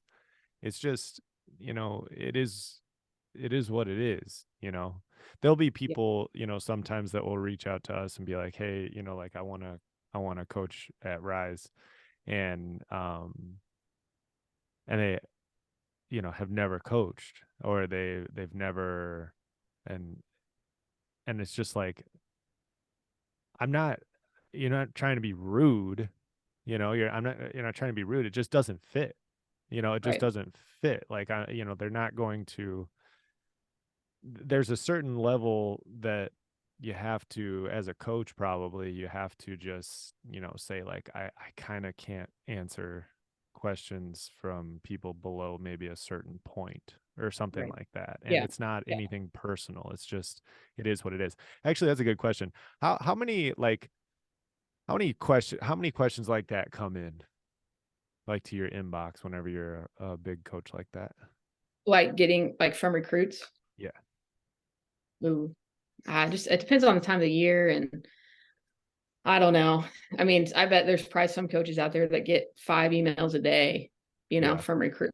And maybe more. Probably head coach gets more, certain event. Like I didn't cover very many events. I covered the pole, the multi, so it's 2 events, but I'd Right. still get, if so and so coach didn't respond, that's on our staff, then they would message me or send me a DM on Twitter, like, hey, I'm trying to get a hold of so and so, Right. um, but so I think it just totally depends on the coach's scenario. And I think high school coaches get upset with college coaches not responding. High school coaches get upset with college coaches not talking to the high school coach in the recruiting process. And I don't think college coaches do it intentionally. It's not like we don't value what you have to say, but I'll say that most of those conversations are the same for us, especially if it's like at the actual high school coach, right? Because that kid might have been the best kid they've coached in the last decade, right? So in their mind, it's like the best, and they're a 12-foot female pole vaulter jumping with 8-foot girls, right? So they just look like a complete rock Right. star, and they are in that setting, Right. but for us, like they're still not quite there yet, and they're all, so it's interesting. I'm trying to help like navigate that a little bit for coaches to kind of have empathy, because it's like we don't, like I quit my job because I feel like I didn't have enough time to do it well. Right. Like I didn't feel like I could recruit as well as I wanted to, and I just had national champion. Recruiting was going to get way easier, right? Um, Right. Yeah, but that's a so good point. so just like even talking to kids and then having the time to talk to coaches and the parents, and it's just a lot, so in my suggestion to the high school coaches is like, don't hesitate to reach out to the college coach. Hey, I heard so-and-so's, you called them, or they've tried to reach out to you. I'd love to go to bat for them, or this is how I view them, and that matters. Or, hey, I'd love to chat about them. And Right. so like, Well, don't feel like there's just like this wall that you can't breach on your side. yeah, and there's definitely like, if because we deal with that same thing too, where some coaches will reach out to us. Like I've talked with Jenny a lot over the last couple of years about different people and things like that, and other college coaches will reach out to Luke or some of our other staff and ask like, hey, what about this person or that person? But I don't really get my feelings hurt if a college coach doesn't reach out to me, Yeah. because at the end of the day, that's a decision between the college coach and that person and their family. Like that's kind of like their decision to make, and Yeah. if the college coach needs some context, then they might reach out to the high school coach or the club coach or whatever. But if they don't, it's really between them. Like that's a transaction between those two that I don't really have anything to do with. I try to Right. get them prepared as possible, and then you know let them on their way. Right. Yeah. Yeah. No, it's, I mean, I've had high school coaches sit in kind of uninvited to home visits, you know, and, and it to Really, me, a little bit of a red flag, and I know that they're there to help, but one of the biggest things we're trying to evaluate with high school athletes, especially pole vaulters, how are they going to transition from their high school coach to me? Are mm, they going to buy into what I'm doing? Are they going to listen to what we're trying to get them to do? Right. And if you feel, or you've seen, I mean, there's some clubs I didn't recruit from, to be really, honest, yeah, because the track record of how they transitioned well wasn't very good. right. And That's so really good. That's a good point. And I want to mention this before I forget. Club coaches, high school coaches, everybody hear this. Um, it is very important that you do not try to sell an athlete to a college. You are yeah, going to do them a very large disservice if you try to sell an athlete to a college. I forget who I was talking to the other day. Joe Davis from Clemson. I was talking to him and he had called me and we had just been chatting. And I said, as a college coach, you have to watch out too, because high school coaches and club coaches, they do have incentive, probably more so club coaches have an incentive to get those kids to your school because I want to be able to have a Clemson pennant on my wall at my gym, and it's like, okay, well, hey, I might tell you every good thing about this athlete, but I might leave out some of the details that could be, you know, really informative to that college coach. And it's really important that we're all honest with each other about everything. Um, and whenever I tell my staff at Rise, if a college coach reaches out to you, you just need to be honest. It's just be honest with them, and if it's the right thing that is meant to happen, then it will happen. But what we don't want is we don't want to sell these athletes to these different schools. Like this athlete, they're on time, they can vault high, I don't know what their, speed is, but it's fast. Like those types of things. They cleared a 14-foot bungee, in practice the other day. Those sorts of things, like really trying to sell the athlete really, really hard. You need to be careful because if that athlete goes to that school and they blow up, guess who that's a reflection of? That's a reflection of your gym or your club or your high school program. And then the next time that college coach, exactly like you said, the next time that they go and they're like, hey, I heard so and so jumped really high out of this club. It's like, cool. Right. I'm I don't want anything to do with it Right. because you might have been sold a bill of goods, and Yeah. that's what we Yeah. want to make sure that we're just honest. And it's not like I'm calling and like trying to uh down talk the Yeah. athlete. I'm gonna in the end, if I tell the truth about the athlete, it's the same thing that we were talking about earlier with your situation. If I tell the truth about the athlete, they have a much higher likelihood of being successful at whatever program they get into. Right. And that's all we want. Yeah. All of us want that. And some of this isn't even just coaches blowing smoke. Some of it's just how how coaches operate with their athletes, right? So if I have high school coaches that call me and all they do is talk trash on other coaches in their area or other clubs, right?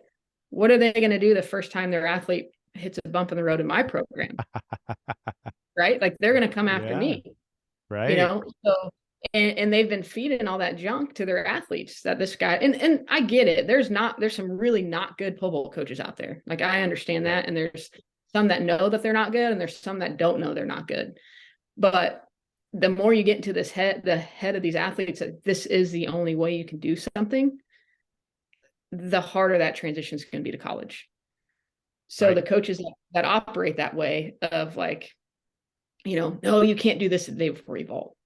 That's Right. wrong. No, you can't jump more than 3 days a week or what, or you got to jump 5 days a week or whatever that is that they're saying you have to do this to be good. I'm like, I don't want, I need a kid that has an open mind that is That's a able great to point. handle adjustments because we don't have the luxury most of the time. Most programs don't have the luxury of having an indoor facility that they can access any day of the week. Hmm. Right. I Right. mean, we just built a new indoor track at Louisville and it was awesome. It's a great situation, but we'd only have access to it for 3 months out of the year.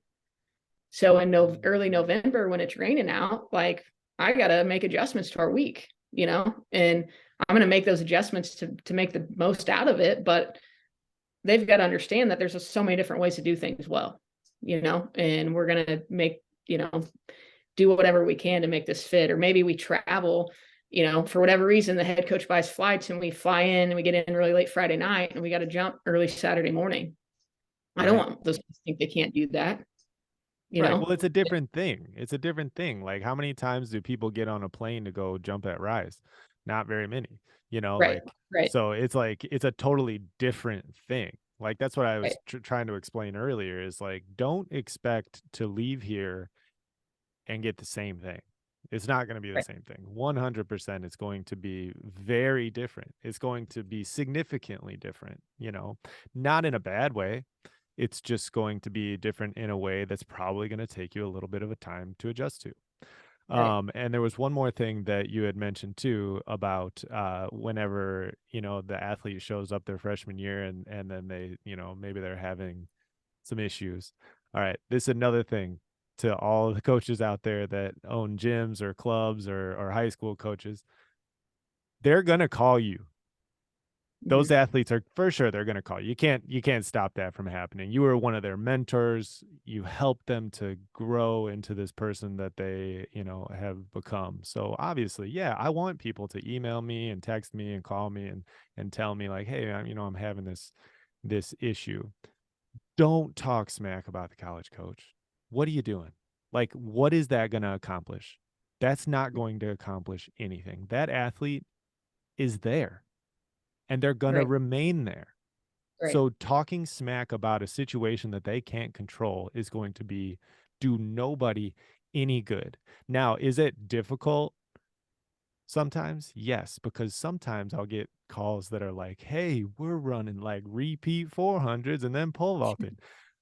Okay, Yeah. that one's a harder one you got to kind of Right. skate around that conversation, but you got to skate around it because the athlete can't do anything about it. And if they start Right. coming at you, where should I transfer? Should I do that? Stay out of that conversation. Stay out of it. Yeah. Just Yeah. It's stay hard. out of it. Well, and that's like your point of like that's why the athlete needs to know to have those conversations before they get there. Hey, what's a Yeah. training week look like in the fall? Yeah. Can you send me something your kids did last fall? Right. That's a And then you great see question too. Holy like cow. what does that look like? Because I think a lot of pole like they don't, they sometimes they have this old school mentality of training and and they do that. They're, hey, let's run 10 200s on Monday, then we're gonna pole vault Tuesday. Hmm. Like, dude, you can't do that with a pole vaulter. Right. Yeah, maybe the long jumper can come do some short pop-ups, after running hard, which I still don't recommend, right? Right. But you can still get something done technically. Like you can't do that with a pole vaulter on the runway. Right. That's when Right. run through stop, you know? Exactly. Yeah. Um, Injuries, and everything. yeah, so that's like that's hopefully weeding some of those things out in the recruiting process is valuable. But maybe they go there and they vetted all that, then a new coach comes in and that's what their approach is. Then you got to figure out how to navigate that. Yeah. Um, Regardless, it's going to be a difficult transition. I will say that my freshman year, I went to University of Alabama. Um, just for reference, I went on a 60% scholarship. I jumped 16.7 as a junior in high school. So just for the people out there, just yeah. as a reference. How many years ago was that? That was 2007. Okay. Yeah. Is it better or worse now? It's probably a worse offer. Well, it's significantly worse offer now at Alabama, but that, Yeah. because it's just gotten better, right? The high school Yeah. kids are better than they've ever been. Right. Right. Right. Yeah, so I went there and I just, it was just it was a huge culture shock going from Chicago to, Tuscaloosa. That was a giant culture shock. But it just didn't end well for me. And I don't know. I think about it often if there was something that I could have done differently during the recruiting process to kind of mitigate that risk of that happening. And I've never been able to come up with anything. I mean, I know I was coached by my dad, growing up. Um, but my dad was never like, my way or the highway type person. It was always Yeah. just basic movements, like however you got to get to these positions, just try to get there. And, you know, you're strong and fast, you'll do all right, and Yeah. it's I made it more simple than that, or it's more complicated than that, but there was no, I don't know, but I will, the coach there, I love him. He's a really, really nice guy. But there were some things that I didn't really consider, and I was blinded by the big school. I was blinded by it. I was like, Mhm. dude, I'm going to be able to walk down the hallways my senior year wearing a Roll Tide sweatshirt and tell Hmm. everybody I'm going on scholarship to University of Alabama? Right. Like, I don't really care. I don't really, I mean, I was 18 years old, just full of testosterone, just like, yeah, let's go. Like, I'm putting this on, I'm going there. What about their indoor facility? They don't got one. I don't care. Like, I'm like, what about, the polls? Actually, I didn't even check if they had the polls, but I don't care. I'm wearing the sweatshirt and I'm walking down the hallway and it's a good time, like, and I'm telling everybody that I'm going on scholarship. And that I was just totally blinded by that. And when I got down there, um, like I said, there was no indoor facility. And I was like, okay, well, I knew that. All right. Well, I didn't know that in Tuscaloosa, it's not 80 degrees all year round. Like it gets into the 30s sometimes. Hmm. And so then during fall training, it was like, oh man, this is like real fall. Like there's actual weather here. So those sorts of things, if I would have had a service like yours that I could have just like called and just been like, hey, what are the things that I need to ask somebody? And you would have said, you need to ask them about polls. You need to ask them about training. You need to ask them about, what their facilities are like. You need to check the weather. I think a lot of it could have been avoided now that we have a service similar, like yours. So, about your service, why would somebody choose your service over, first of all, what's the name of your service, just so everybody knows? Elevate athletic recruiting. Elevate Athletic Recruiting. She's Yeah. got a nice website. I've been to it. I've purchased her seminar, and it's really, really good. Lots of really valuable information in there. But why would somebody choose this over something like what's that one called? NASCA or NCSA. Yeah. NCSA? Yeah. No, that's a great question. For one, like there aren't very many that are track and field specific. Like NCSA is going to cover every sport, and you can purchase a recruiting coach, that you have access to.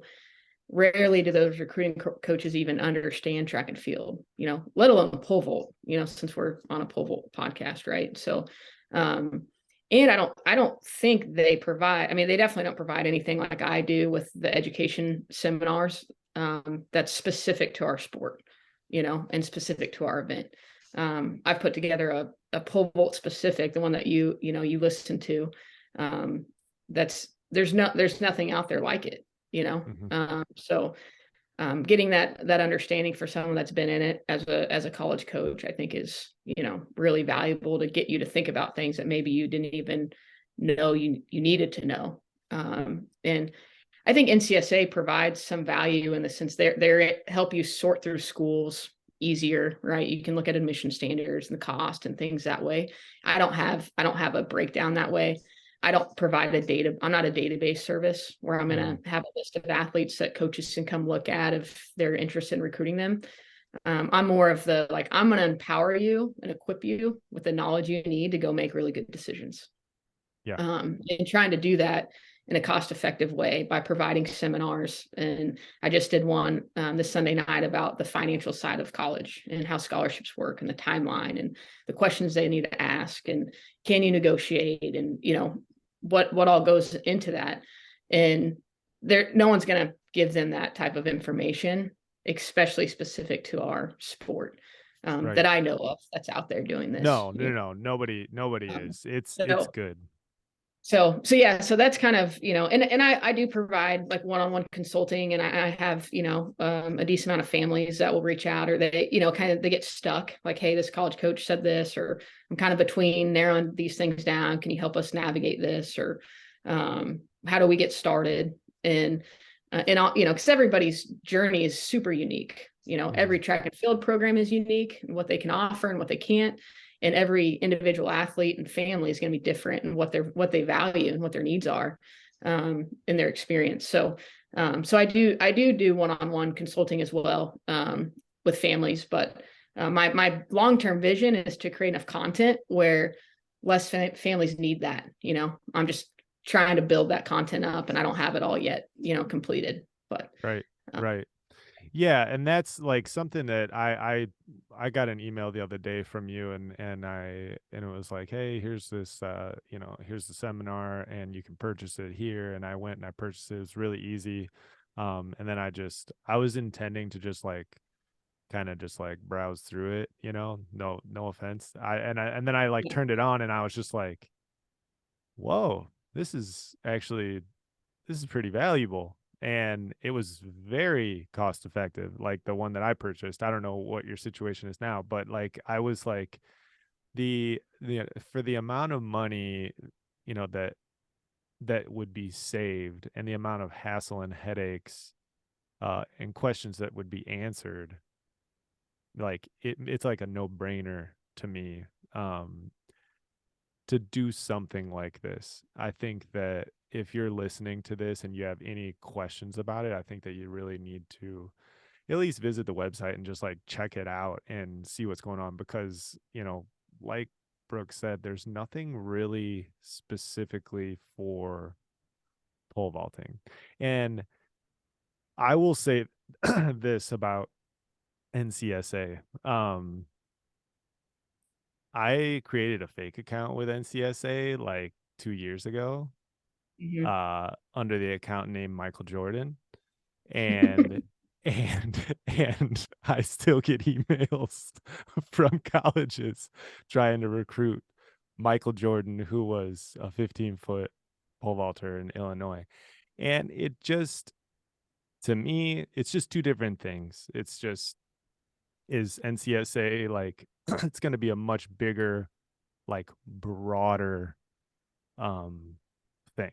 It's going to Mhm. be, like blanket emails and like, stuff like that, which I think is valuable. And there are coaches that utilize that service and do a really good job with it. But what you're offering is more of a specific niche product. And I would say the overwhelming majority of athletes that we have that are recruited, it's done in more of a um personal kind of way. And it's like what you're talking about. Athlete reaches out to coach, coach gets the email, coach responds to athlete.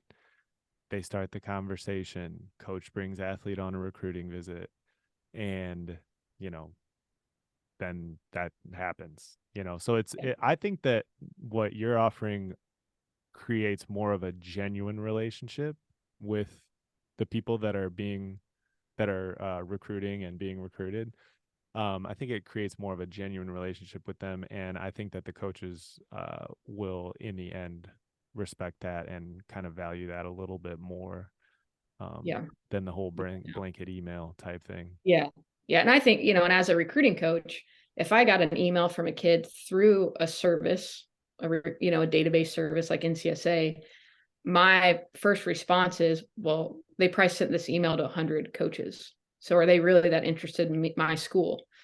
Where if the kid sends me an individual email from their email account, not through a service, then I know they actually put the time in. And maybe it's they copy and pasted it and changed the name or whatever. But I value that more because I'm always trying to figure out what's the percent chance this kid's going to come to school where I'm at. And the more effort the kid puts into the recruiting process, the better I feel about that. So I don't want to spend a ton of time chasing kids that aren't interested in my school. Right. And so I think that's the value. But I think if there's an athlete that they just want an opportunity anywhere in the country, or they need the best financial package Yeah. anywhere in the country, like NCSA, that's going to get your name out there. But I think in the pole vault world, that's hard because there's just not that many programs that are actually going to value it. So I don't know in the pole vault world how much it actually puts you in a position where you can go somewhere and get better. So are you offering like we did a service a couple years ago with Rise, and the disconnect was that I was kind of trying to empower the athletes and provide a resource for them to use. Um, and then I was afraid that it was going to morph into the athletes paying me to like sell them to like colleges. So like whenever an athlete contacts you, like are you like getting on the phone and like dialing up like every single person that you know to try to get this kid recruited? Yeah, no, I am doing like some of that, of like getting an understanding of like, hey, would you guys be interested in this kid? Right. I never tell a family recruit like I'm going to help place you in a school. Like that's really not what I want to do. Right. Um, but some of that is, especially in other event areas, like I'm learning through those conversations, right? Like, hey, Right. there's a 300 hurdler that's run this time. Like, hey, what does she need to do in her junior year for you to, to give her scholarship money, or, and Right. understanding that. But most of the time it's me helping the athlete understand how to communicate with that coach, Because that's more powerful, right? It's more powerful to like yes, kind of yeah, hear that from the yeah. athlete. Exactly. Like I don't want, now I have friends, like, right. I have friends in the Yeah. business and they're going to be more direct with me. Like I get more direct answers than a recruit does, Mhm. and, they can do it quickly. Right. Like, Right. hey, with this kid, would you be interested in this kid as a walk-on? What's their SAT score? This, it's not good enough. No. Okay. Moving on. Hey, that you need to take that school off your list. You know what I mean? That's great. That's Right. that's very valuable too. It saves people a lot of But time. a lot of those conversations are me just learning than me really like, you know, advocating for these athletes, because I don't want to be just like you. I don't know these kids very well, right? Like I can be really impressed with how they operate with me or with their family. Um, but I'm not there at their training sessions. I'm not there, seeing how they interact with their teammates or their coaches. Right. So I'm more of, you know, sometimes I'll help get information in front of a coach, or, I've done some with like transfer portal kids, helping them navigate that. Like, should I go in the transfer portal or not? And just giving them perspective on what schools would, have interest at their price point. Right. Um, but, but yeah, no, I'm not, I don't want to be in the game of placing athletes. Yeah. I want to be in the game of giving you as much information as you need and helping you navigate those challenging decisions, Right. um as I can, as I can. That's So awesome. I love it. Before we get off here, at the end of every podcast that we do with a new guest, we usually go through three exercises or training, pieces that they would use exclusively um, to better themselves. But for you, I'm going to ask you if you were to pick three things for somebody to go do tomorrow or today to give themselves the best chance of being recruited at the school that they want to go to, what would those three things be? yeah, no, it's good. I think putting together a well-crafted email, and obviously depends on where they're at in their timeline, right? Um they're a junior, Right. or go ahead. You I got was it. gonna say, I actually can we push this a little bit, like just like one more question and then we'll go into that? Yeah, yeah, yeah, Because yeah, okay, so that was one thing on my thing, like a timeline, just a quick timeline, like freshman year. What's a freshman yeah, doing? What's a sophomore doing? What's yeah. a junior or senior? Yeah, quickly, a freshman, don't worry about recruiting, right? Enjoy your sport. If this is something you enjoy, like put yourself in position to do it. Like you don't need to specialize. Um, have fun with it, right? And take care of school. That's the one thing you have to do is you got your grades, your GPA starts your fall of your freshman year. So do a good job in school because that matters. Your sophomore year, put yourself in position to further expand your knowledge of the sport and have opportunities to grow, as a pole vaulter. And then tell your circle of people, your mentors, that you want to be a college athlete, right? Because those are the people that are going to help guide you and make sure you have what you need to continue to progress while you're doing well in school as well. Um, Right. your junior year, you got to perform well for most people. That's, if you want scholarship money, the junior year is the most important year, just like everybody tells you. And you need to take an SAT or ACT that year. And the junior year is when you need to start reaching out to college coaches and letting them know that you're interested in their school and understanding what competitive level that that you're at. Okay. And you're still young, so that it can grow, but just know where you're sitting. And then your senior year is typically when, if you're at a decent level, you're going to start visiting those schools on official visits in the fall. And, then those schools would give you scholarship offers surrounding those official visits. And if you're at a place that it works financially and it's a fit with everything else, and you'd commit and, sign your paperwork in November. If that's not your scenario, then that kind of continues through your senior year, and you continue to reach out to coaches and communicate and continue to improve your performance and open up more doors till eventually you find the best situation. That's So that's awesome. typically how the timeline goes. So if you want more Beautiful. details, I sell that for like $12 on my website. So, Yeah, yeah. but That's but for that's real. basically in a It's nutshell. You know, that sort of stuff really is invaluable. Okay, so back to the three things. What was the first thing? Well-crafted email. yes, like Depending on be what able. time. Let's say you're a junior. Yeah. So if you're a junior, then you need to put together a well-crafted, simple email. And I have a free video on my website on how to do that. I have it even like an example email. They don't want 5 pages of your life story, right? They want the stats, maybe something that connects you to that school, and maybe something that's going to show them that you have more potential than somebody else. Um, so I would do that. If you're a junior, I would prioritize performances, right? We understand that a lot of these cold weather states kind of get screwed during the outdoor season, right? You're going to meets, it's 35 degrees out, you're gutting it out for your team, right? Plan on going to compete in the summertime when the weather's nice. If you have the means to do that, that's really important, right? If your club can host meets in July indoors, and it's going to be a great situation for those kids to improve their marks and their legal marks, there's a lot of value in that. Um, and and I would say 3 is just continuing to prioritize your academics and taking the SAT and ACT, because that's part of like the package financially that's going to be put together. And there's a lot of value in taking those classes that's going to help you score better, because it's a competitive test. So it's not just based on how you score, it's how you score compared to everyone else in the country that takes it. Right. A lot of those kids are taking these courses to help them prepare on how to take the test. So Yeah. I think those 3 things are really valuable to do your junior year to set you up, headed into the fall of your senior year. Okay. So number one, well-crafted email. Number two, perform. Number Yep. three, make sure you're doing well on the ACT, SAT, Right. And your GPA is, and a GPA good, is good. because all you're going to do with, good performance academically is open up more doors.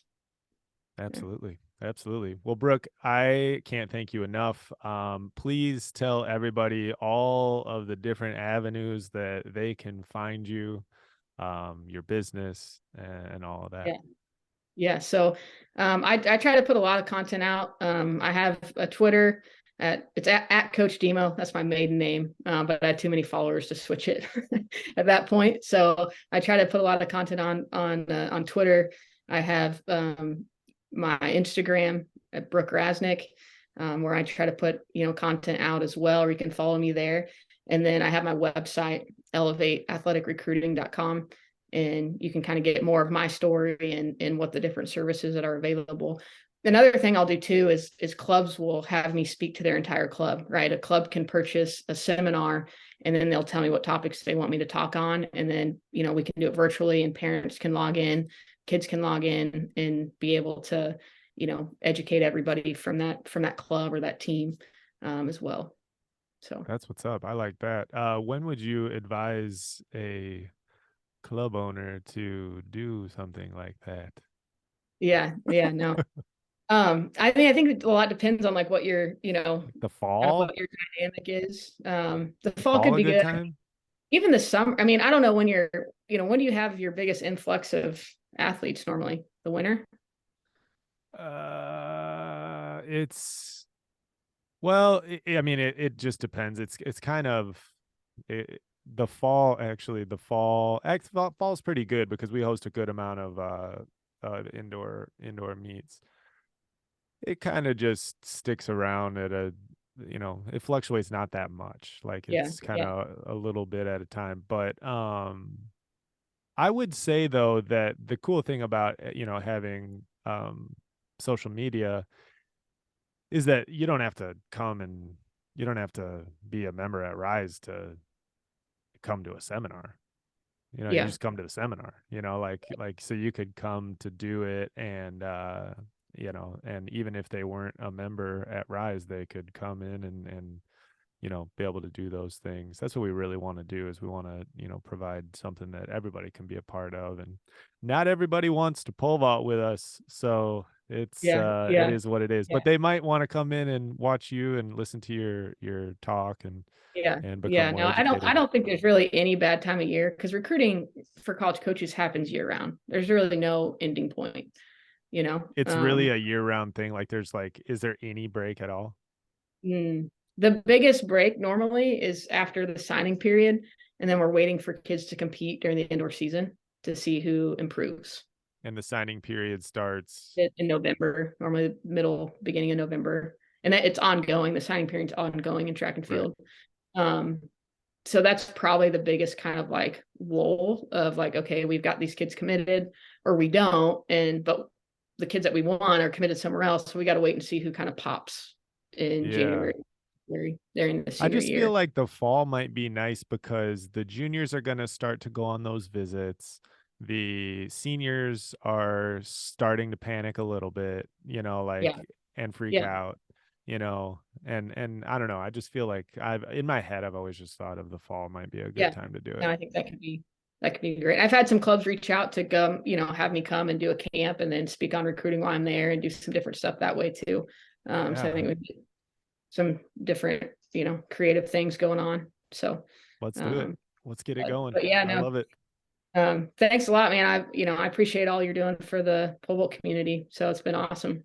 Yeah, So yeah. Well, I appreciate your time. That was longer than I had expected. So thank you so much for taking that amount of time out of your day. But it's going to be very valuable for everyone. So thanks again.